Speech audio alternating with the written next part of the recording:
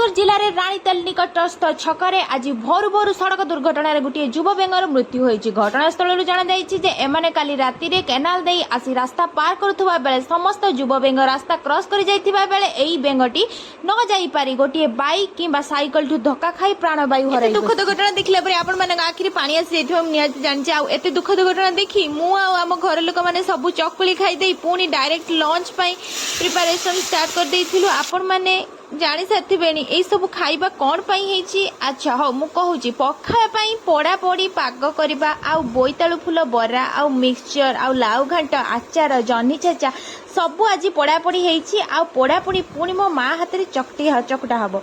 ओहो कोन लागियो जे गोटे कसा पखाळ जगह रे आपण दी कंसा खाइ जिवे सतपा हसुचंती कोन जे आपण आ मोर आ मो नानी रे गोटे प्रॉब्लम आमे दी जण लंका चकटी पारुना सेति पई मो माँ को सबले चकटी दे देथौ।